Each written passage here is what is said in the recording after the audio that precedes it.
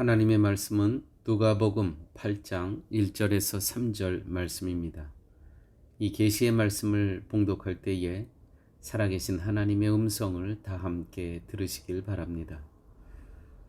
이후에 예수께서 각 성과 촌에 두루 다니시며 하나님의 나라를 반포하시며 그 복음을 전하실세 12 제자가 함께 하였고 또한 악귀를 쫓아내신과 병 고침을 받은 어떤 여자들 곧 7 귀신이 나간 자 막달리아인이라 하는 마리아와 또 헤롯의 청지기 구사의 아내 요한나와 또 수산나와 다른 여러 여자가 함께하여 자기들의 소유로 저희를 섬기더라.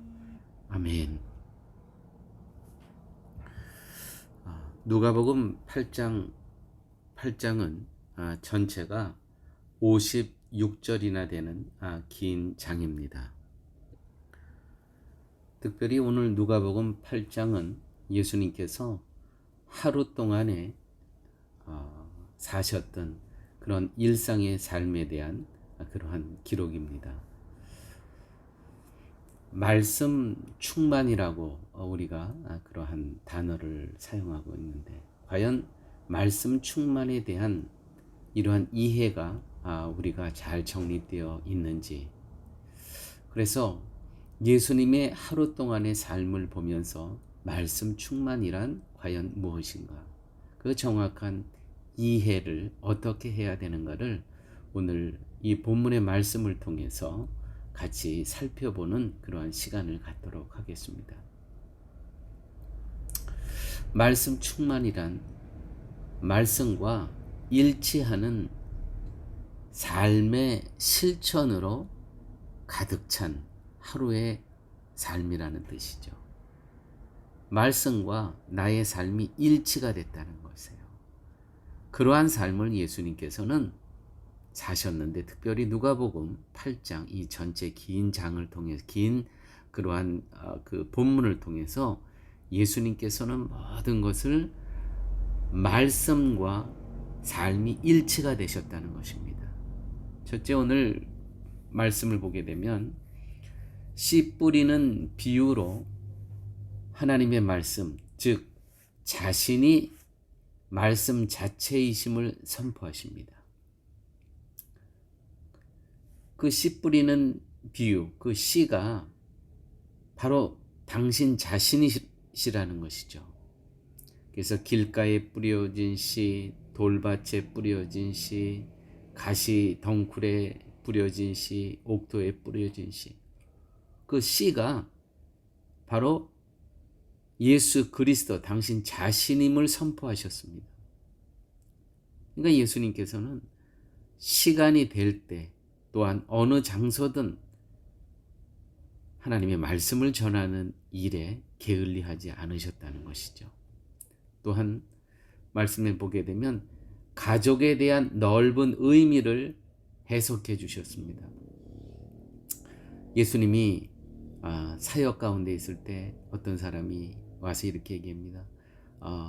예수님의 선생님의 어머니와 형제들이 밖에 와 있습니다. 이렇게 얘기했을 때 예수께서 누가 내 어머니고 나의 형제냐? 말씀을, 하나님의 말씀을 같이 나누는 자들이 다 나의 어머니고 형제다, 가족이다. 이 교회 공동체가 무엇인가라는 것을 예수님께서 또한 가르쳐 주셨습니다. 예수님께서는 말씀을, 때를 얻든지 못 얻든지 말씀을, 복음의 나라에 대해서 말씀해 주셨고, 또한 하나님께서는 일상에 우리가 사용했던 그 단어들에 대한 더 복음적인 해석, 또 광역의 의미를 해석해 주셨습니다. 또한 광풍을 말씀으로 잠잠케 하셨습니다. 말씀으로. 두렵고 떨고 있는 이 제자들이 인생에서 이렇게 광풍을 만났을 때 예수님께서는 말씀으로 잠잠케 하여 주시고, 귀신 들린 자를 말씀으로 축사하시고, 또 오늘 본문 가운데는 회당장 야이로의 딸 죽어가는 그 딸에게 또 말씀으로 치유하시고, 혈류병 앓는 여인이 있었습니다. 그 여인도 말씀으로 치유하셨습니다. 이 모든 일들을 말씀으로 회복시키십니다. 그러므로 예수님께서는 오늘 누가복음 8장을 통해서 하루 일상의 삶, 낮 동안의 주님의 삶은 말씀의 실천으로, 말씀과 일치하는 삶의 실천으로 가득한 하루를 보냈습니다. 이것이 말씀 충만입니다. 낮에는 물 흐르듯이 당면한 일들이 있으셨습니다. 예수님께서는 피하지 않으시고 기꺼이 다 맞으십니다. 귀신 들린 자 있으면 귀신 들린 자를 말씀으로 치유하시고, 광풍에 두려워 떠는 자들이 있으면 광풍으로 말씀을 잠잠케 하시고, 딸이 죽어가는 모습을 보면서 예수님께서는 그 야이로의 딸을 말씀으로 고치시고, 또한 혈류병 앓는 여인도 말씀으로 치유하시고, 또 말씀을 해석하시고, 또 복음을 선포하셨다. 이렇게 하루의 삶 가운데 당면하는 그러한 인생의 문제들 앞에서 절대 회피하지 않으셨습니다. 피곤해 하시지 않으셨습니다. 예수님께서는 기꺼이 다 맞으셨습니다. 이렇게 하실 수 있으셨던 것은 능력을 갖추셨기 때문입니다. 요즘 우리 언어로는 실력을 갖추셨다. 코비드19라는 이 기간에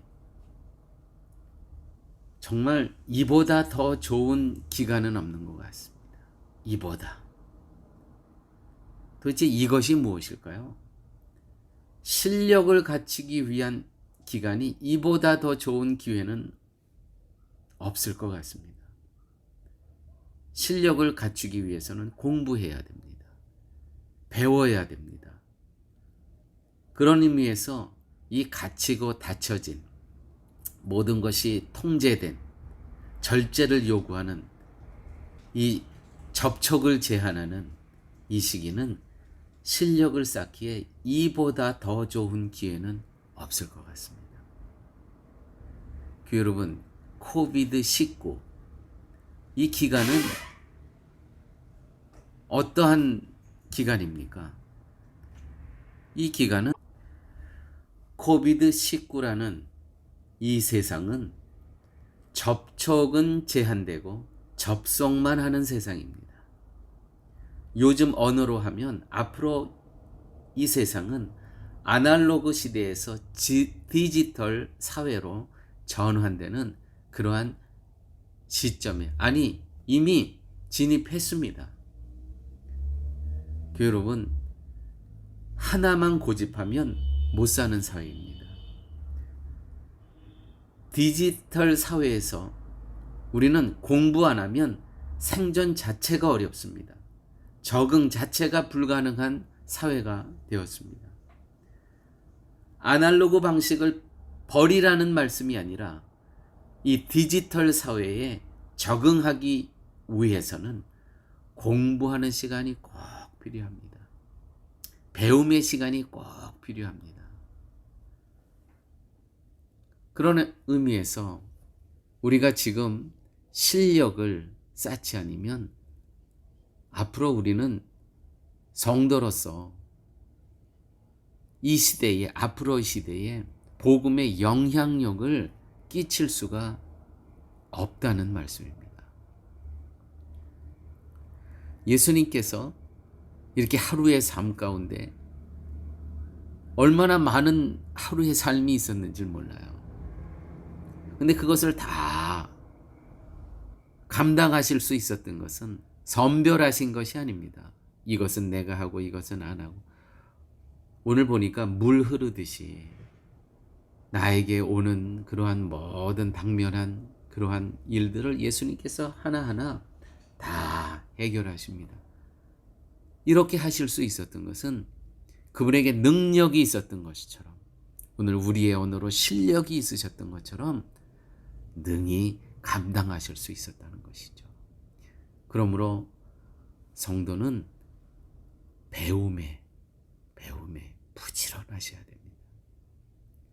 특별히 우리의 삶이 지금 100세 시대인데 얼마나 은퇴하고도 얼마나 오랜 기간을 사셔야 됩니까? 그 기간 동안에 우리의 배움이 없다면 너무 초라한 겁니다. 그래서 우리가 주님 부르시는 날까지 순간순간 매일 삶 속에서 나에게 다가오는 여러 가지 일들이 있습니다. 그것을 물 흐르듯이 잘 해결할 수 있기 위해서는 내가 실력을 쌓아야 되는 것입니다. 영성뿐만이 아니라, 영성의 깊어진 뿐만이 아니라 내가 이 시대에 내가 갖추어야 될 것들을 우리는 배우고 공부하면서 실력을 쌓아가야 된다는 것이죠. 바로 예수님께서는 이러한 능력을 갖고 계셨습니다. 그러니까 실력이 있으셨다는 것이죠. 그러므로 예수님께서는 모든 일을 감당하시고도 남으심이 있으셨다는 것입니다. 이것이 부요함, 풍요로운 삶을 사실 수 있으셨다는 것이죠. 예수님께서 말씀 충만하시고 그 말씀 충만함을 갖고 하루의 삶 속에서 실천하셨는데, 두 번째는 어떤 것을 실천하셨냐면 예수님께서는 늘 함께 하셨습니다. 늘 함께 하셨습니다. 자, 오늘 8장 1절 말씀 볼까요? 이후에 예수께서 각 성과 촌에 두루 다니시며 하나님의 나라를 반포하시며 그 복음을 전하실새 12 제자가 함께하였고, 12 제자가 함께하였고. 예수님께서는요 홀로 사역을 하시지 않으셨습니다. 늘 함께 하셨습니다. 3절 말씀 볼까요? 다른 여러 여자가 함께하여 자기들의 소유로 저희를, 예수님과 제자들을 섬기더라. 함께하여 자기들의 소유로 저희를 섬기더라. 예수님께서는요 당신의 복음의 지평을 넓히시는 일에 제자와 함께 또 자기와 그 제자들의 그 이 사역을 위해서 필요한 모든 것들을 예수님과 제자들만 갖고 이 일을 하시지 않으셨습니다. 돕는 사람들이 많이 있었습니다. 함께. 이 공동체 의식, 이것이 교회라는 것입니다. 교회 공동체. 특별히 신약 성경에만 마태복음에서 요한계시록까지 신약에만 함께라는 이 단어가 420번 나옵니다. 420번. 특별히 마태, 마가, 누가, 요한 한 250번 나오더라고요. 제가 조금 조사를 해봤더니 함께. 예수님께서는요 말씀 충만하셨는데, 그 말씀을 충만하다는 것은 삶 가운데 실천을 하셨다는 의미인데, 어떻게 실천하시냐면 함께 하셨다는 거예요. 복음의 지평을 넓히시는 일에 홀로 하시지 않고 함께 하셨다. 마태복음 1장 23절 말씀입니다. 보라, 처녀가 잉태하여 아들을 낳을 것이요 그 이름을 임마누엘이라 하리라 하셨으니, 이를 번역한즉 하나님이 우리와 함께 계시다 함이라. 이 마태복음 1장에 신약을 들어가면서 1장에 하시는 말씀입니다. 하나님이 우리와 함께 계시다 함이라. 계시록 21장 마지막 장입니다. 3절, 보라, 하나님의 장막이 사람들과 함께 있으며 하나님이 저희와 함께 거하시리니 저희는 하나님의 백성이 되고 하나님은 친히 저희와 함께 계시느니라. 함께.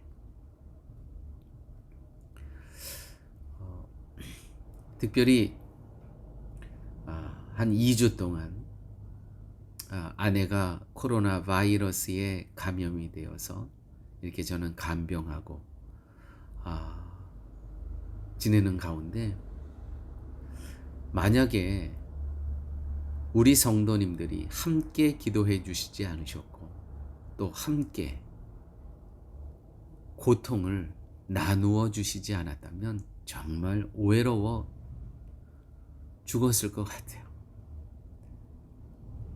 홀로라는 것이 이번 기간을 통해서 얼마나 외로운 것이며 함께라는 것이 얼마나 귀한 선물이고 은혜인지 이번에 알게 됐습니다. 이번에 이런 기간을 통해서 깨달은 단어 2가지가 있습니다. 첫째는 고통입니다. 고통. 정말 이 코로나 바이러스는 정말 고통스럽더라고요. 옆에서 보니까 아내가 참 고통스러워하고 그것을 지켜보는 간병인도 참 고통스럽습니다. 고통. 인생은 고통입니다. 고난입니다. 아픔 순간순간 있습니다. 2번째 깨달은 것은 함께 할 수 있는 은혜라는 것이죠. 우리 성도님들 얼마 되시지 않지만 이렇게 교회 문 밖에다가 냄비를 갖다 놓으시고 그릇을 갖다 놓으시면서 음식을 많이 갖다 주셨습니다. 또한 약초도 갖다 주셨어요.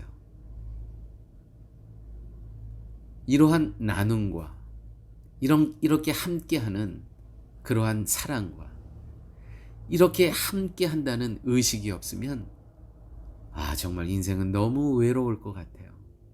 근데 이번 기간을 통해서 교회는 어떤 모습이어야 되는 것을 또 하나님께서 보여주셨습니다. 아마 이런 기간이 아니었으면 저도 깨닫지 못했을 것 같아요.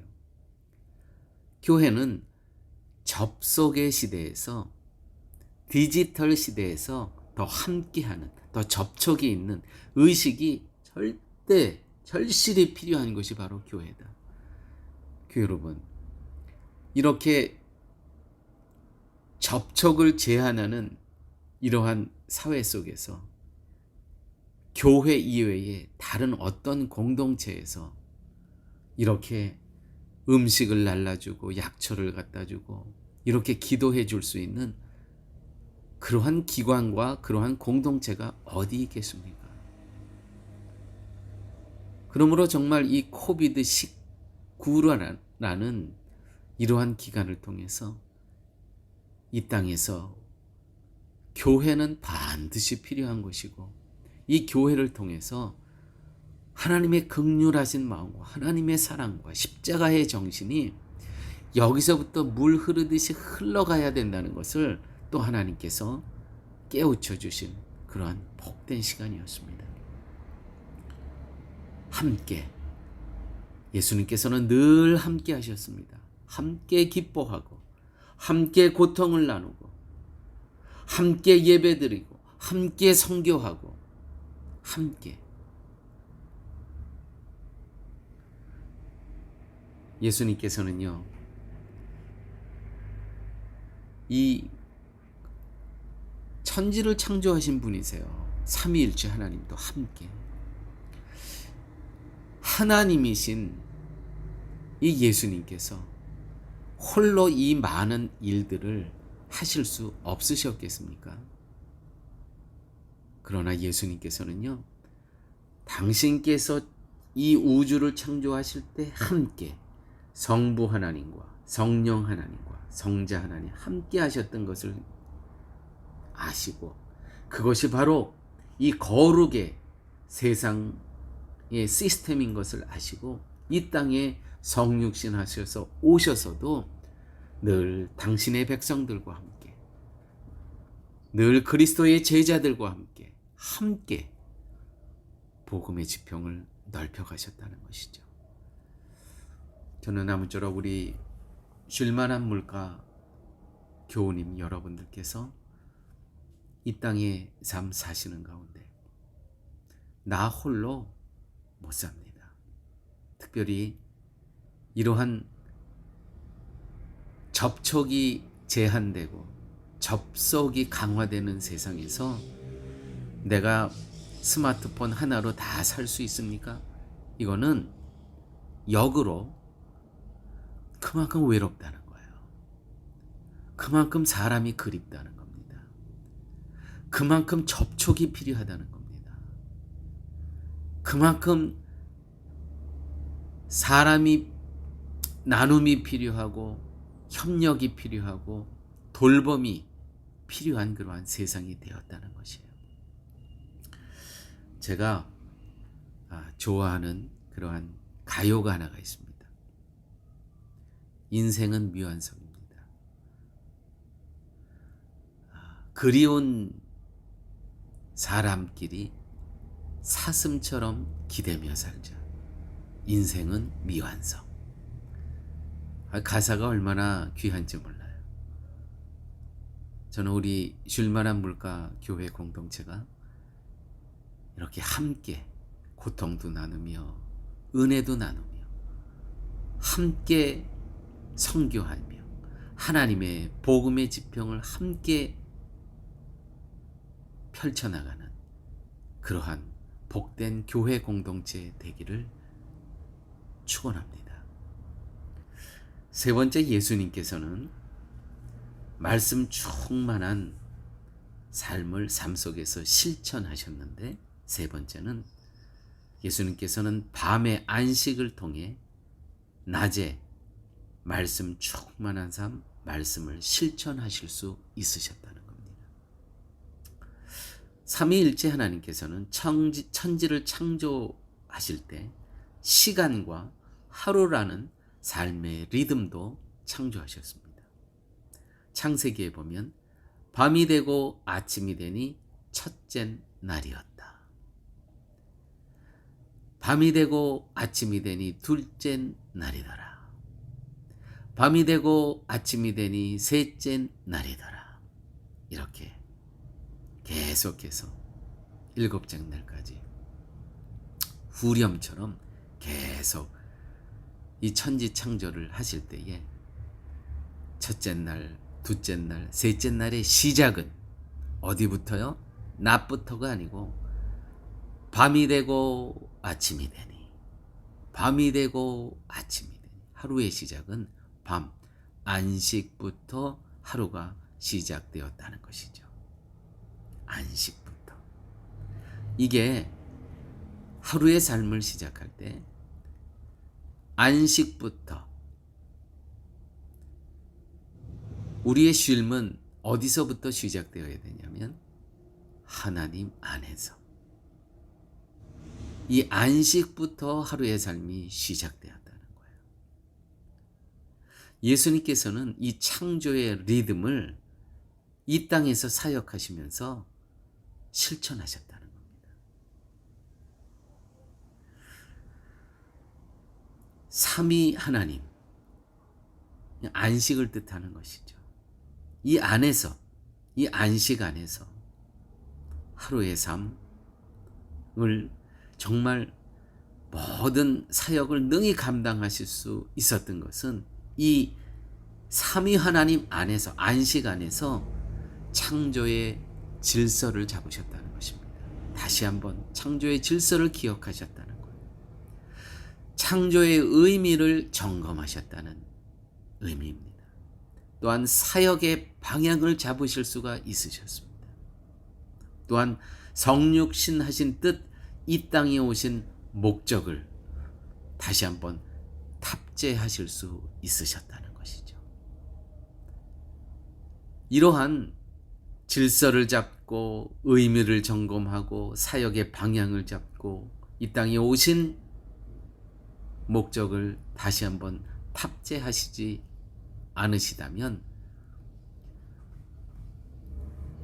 말씀 충만한 삶을 사실 수가 없으셨다는 의미가 되는 것입니다. 사랑하는 여러분, 그래서 우리는 매일 밤 900 기도 시간을 갖습니다. 그래서 하루를 말씀으로 마치고 또 오늘 밤 안식하기 위해서 너 말씀을 너 내 영혼의 저수지에 다시 잠고 삼위 하나님과 함께 기도로 교제하고 묵상하는 그러한 시간을 갖는 겁니다. 아침부터 시작되는 인생은, 생각 없이 시작되는 인생은 활을 들고 어디다 화살을 쏘야 할 목표물이 없는 것과 똑같은 것입니다. 이 밤이라는 안식이 없는, 이 주님 안에서, 하나님의 품 안에서, 이 하나님의 말씀 안에서 안식이 없는 삶은 달려가야 되는데 달려갈 목표물을 모르는 거예요. 이게 얼마나 황당합니까? 해는 떴는데 내가 무엇을 해야 될지 모르는 인생. 참 당황스럽습니다. 곤혹스럽습니다. 여러분, 이 밤에, 이 안식에 우리는 무슨 영적으로 어떤 질서, 또 어떤 의미를 깨달아야 되고, 어떤 나의 삶을 점검해야 되고, 방향을 잡아야 되고, 어떻게 내가 이 땅에 살아가야 될 그 십자가 정신으로 바르게 내 정신을 탑재해야 되는 것입니까? 마태복음 28장 18절에서 20절 말씀입니다.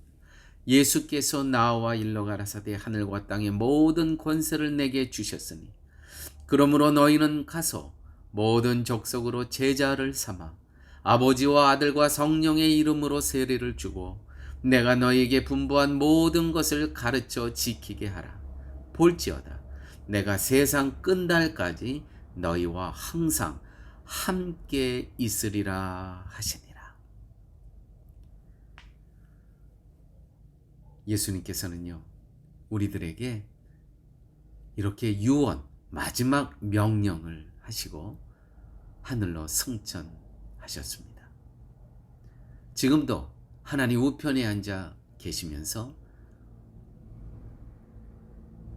우리가, 하나님의 자녀들이 이 땅에서 이 과연 말씀을 갖고 살아가시는가 지켜보고 계시고 우리를 위해서 중보하시며 응원하고 계신다는 사실이죠. 아무쪼록 우리 성도님 여러분, 오늘 주신 말씀을 갖고 말씀 충만하기 위해서, 말씀이 삶과 일치하기 위해서 예수님께서 하셨던 세 가지의 삶, 실력을 갖추셨다. 예수님께서는 공동체로 함께 일하셨다. 예수님께서는 모든 사역 앞에 낮 동안의 그 사역을 위해서 밤이라는 안식이라는 누림을 먼저 누리셨다. 이렇게 하심으로 이 땅에서의 삶이 말씀으로 충만하셨다. 그 말씀을 우리의 삶 가운데 실천하시는, 그래서 능력 있는, 실력 있는 크리스찬의 삶을 사시기를 예수님의 이름으로 축원드립니다. 아멘. 아버지 하나님 감사합니다. 말씀 속에서 잊혀졌던 예수님의 하루의 일상, 그것이 거룩의 삶이었고 그것이 능력의 삶임을 다시 한번 깨우쳐 주심을 감사합니다.